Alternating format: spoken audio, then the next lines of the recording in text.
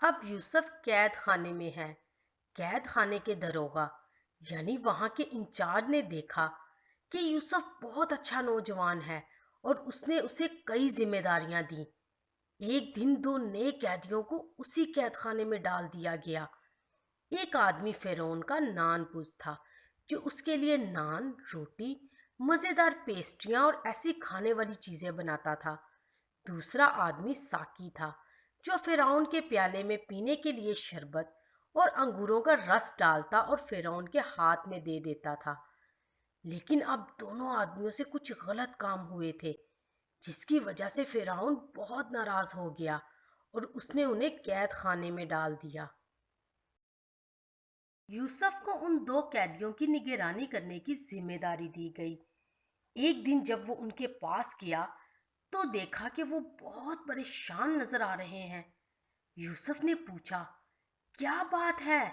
آپ اتنے اداس کیوں ہیں؟ انہوں نے جواب دیا، ہم دونوں نے ایک ایک خاص خواب دیکھا اور کوئی نہیں جو ہمیں ان کا مطلب بتا سکے۔ پھر یوسف نے کہا، ایک ہے جو خوابوں کا مطلب بتا سکتا ہے۔ خداوند یہ کام کر سکتا ہے، اس کے لیے کوئی بھی کام ناممکن نہیں۔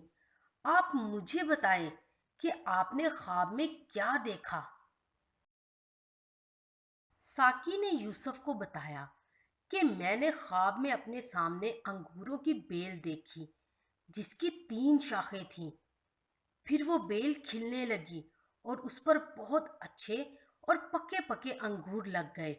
میرے ہاتھ میں فرعون کا پیالہ تھا اور میں نے انگوروں کا رس نچوڑ کر پیالے میں ڈالا اور فرعون کے ہاتھ میں پیالہ دے دیا۔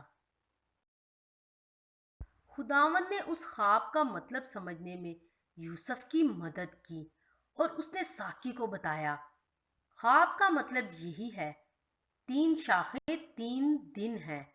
3 دن میں فرعون آپ کو آپ کے کام پر بحال کر دے گا اور آپ دوبارہ اس کا پیالہ اس کے ہاتھ میں دیں گے جس طرح سے آپ پہلے کرتے تھے۔ جب آپ رہا ہو کر دوبارہ فرعون کے محل میں کام کریں گے تو مہربانی سے مجھے ضرور یاد کریں۔ فرعون کو میرے بارے میں بتائیں تاکہ میں یہاں سے نکل سکوں۔ میں نے کوئی بھی غلط کام نہیں کیا۔ جب نان پوز نے دیکھا کہ یوسف نے ساکی کے خواب کا اچھا نتیجہ بتایا تو اس نے یوسف سے کہا، میرا خواب ایسا تھا، میں نے دیکھا کہ میرے سر پر روٹی کی 3 ٹوکریاں ہیں۔ پہلی ٹوکری میں فرعون کے لیے ہر قسم کے نان اور روٹی اور کھانے والی چیزیں تھیں، لیکن پرندے آ کر میرے سر پر کی ٹوکری میں سے یہ چیزیں کھا رہے تھے۔ ایک دم یوسف کا چہرہ اتر گیا۔ اس نے کہا، اس خواب کا مطلب اچھا نہیں۔ 3 ٹوکریاں 3 دن ہی ہیں، لیکن 3 دن کے بعد فرعون آپ کو موت کی سزا دے گا اور آپ کو پھانسی دی جائے گی۔ پھر آپ کی لاش کو ایک درخت پر لٹکایا جائے گا اور پرندے آ کر آپ کا گوشت نوچ نوچ کر کھائیں گے۔ کیسی خوفناک خبر! آپ ذرا سوچیں، اگر آپ کو بتایا جائے کہ 3 دن کے بعد آپ مر جائیں گے تو آپ کیا کریں گے؟ اس وقت سب سے اہم بات یہ ہوگی کہ آپ یقین کریں کہ آپ کا خدا کے ساتھ تعلق اچھا ہے۔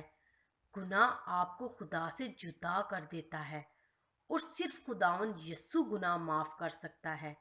اس لیے اس پر ایمان لانا بہت ضروری ہے تاکہ آپ کے گناہ معاف ہو جائیں اور خدا آپ سے خوش ہو۔ 3 دن کے بعد فرعون نے اپنی سالگرہ کے موقع پر اپنے وزیروں اور خادموں کے لیے بڑی ضیافت کی۔